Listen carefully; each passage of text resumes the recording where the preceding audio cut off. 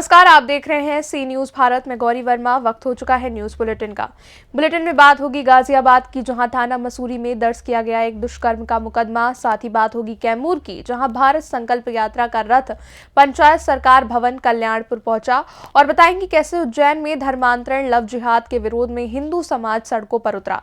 और भी तमाम खबरों पर विस्तार से करेंगे चर्चा। जनपद गाजियाबाद क्षेत्र के थाना मसूरी में एक लिखित सूचना प्राप्त हुई है, जिसमें वादी द्वारा बताया गया है कि उसकी बेटी के साथ 2 जनवरी को फरदीन नाम के व्यक्ति ने दुष्कर्म किया है। इस पूरे आपराधिक घटनाक्रम में वादी के दामाद मुजीब द्वारा पूरा सहयोग किया गया है। सूचना मिलते ही तत्काल मौके पर पहुंची मसूरी पुलिस एसीपी नरेश कुमार ने बताया कि सुसंगत धाराओं में मुकदमा पंजीकृत कर लिया गया है। दोनों आरोपियों को गिरफ्तार कर अग्रिम वैधानिक कार्रवाई कर जेल भेज दिया गया है। 4 जनवरी 2024 को थाना मसूरी में एक लिखित सूचना प्राप्त हुई है, जिसमें वादी द्वारा बताया गया है कि उसकी बेटी के साथ 2 जनवरी को फरदीन नामक व्यक्ति ने बलात्कार किया है। इस पूरे आपराधिक घटनाक्रम में वादी के दामाद मुजीब द्वारा पूरा सहयोग किया गया है। इस सूचना पर सुसंगत धाराओं में तत्काल मुकदमा पंजीकृत कर लिया गया है। दोनों आरोपियों को गिरफ्तार कर लिया गया है। आगे की वैधानिक कार्रवाई की जा रही है। गाजियाबाद से सी न्यूज संवाददाता अकील चौहान की रिपोर्ट। खबर उज्जैन से है, जहां हिंदू जागरण मंच, विश्व हिंदू परिषद, बजरंग दल सहित अन्य सामाजिक संगठन समाज सेवियों ने खाचरोद शहर की सड़कों पर उतरकर विरोध प्रदर्शन करते हुए हिंदू महिलाओं बेटियों की सुरक्षा सहित लव जिहाद करने वालों पर कार्रवाई की मांग को लेकर ज्ञापन खाचरोद एसडीओपी पुष्पा प्रजापति को सौंपा है।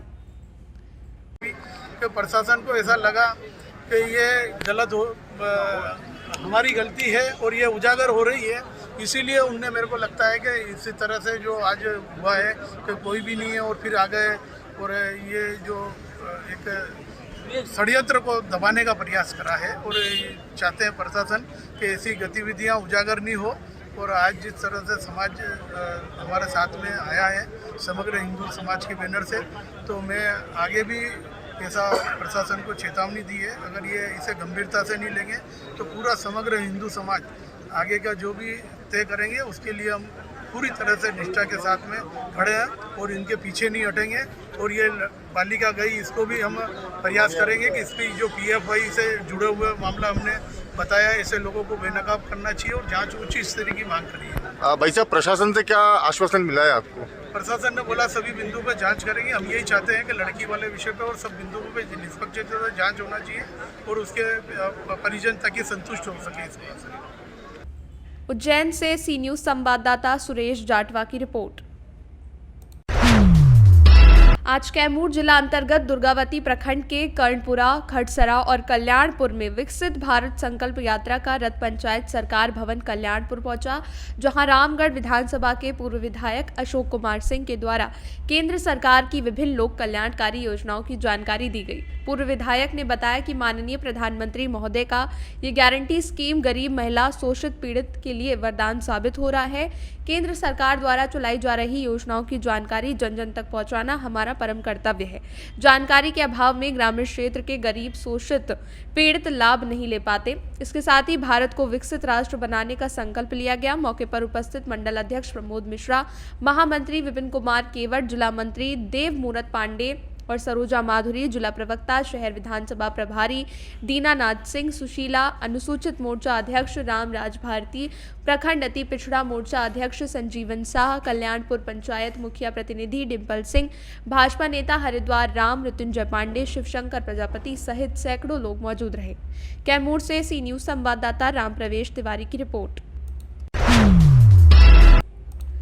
अर्जुनी मोरगांव में राम नाम का जागर करते हुए 2 जनवरी से भंडारा जिले से श्री राम रथ यात्रा शुरू हुई। गोंदिया जिले के अर्जुनी मोरगांव तालुका में भगवान श्री राम के दर्शन के लिए लोगों की भारी भीड़ उमड़ी और यात्रा के मौके पर राम दर्शन के लिए लगी कतारें देखकर राम नाम की शक्ति भी आने लगी।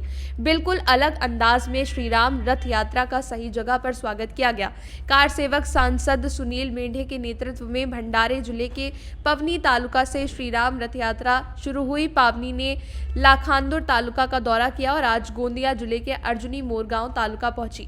अर्जुनी मोरगांव की यात्रा को प्रतिसाद दिन ब दिन बढ़ता जा रहा है। बाद में तालुका के नागरिकों की उत्साहपूर्ण प्रतिक्रिया देखने को मिली।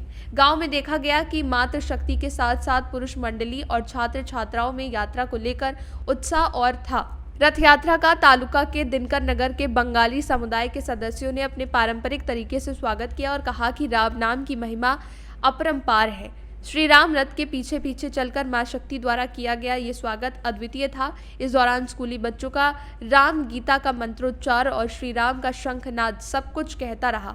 बच्चों से लेकर बड़ों तक सभी को लगता है कि इस यात्रा के अवसर पर उनके मन पर राम नाम का जादू हो गया है। सांसदों द्वारा गांव-गांव का दौरा और ग्रामीणों से पूछताछ और तीर्थ यात्रा का उद्देश्य बताते हुए उद्भव बोधन ने पूरी कार सेवा का जो सटीक चित्रण किया है वो मनमोहक है। साथ ही कार सेवा का इतिहास कार्य सेवक के बलिदान से उजागर होता है। आज अयोध्या में श्री राम का भव्य मंदिर साकार हो रहा है। सभी से अनुरोध है कि 22 जनवरी को दिवाली को सपने के सच होने के त्योहार के रूप में मनाएं। इस यात्रा के दौरान सांसद खुद इस बार पूर्व राज्य मंत्री राजकुमार बडोले, रंजना गहने, लेखराम भिड़ारकर, विजय काबगते, जयश्री देशमुख, जिला परिषद सदस्य पूर्णिमा ढेंगे, लेलेश शिवड़कर, उमाकांत ढेंगे उपस्थित थे। भंडारा से सी न्यूज संवाददाता निश्चल योनोरकर की रिपोर्ट।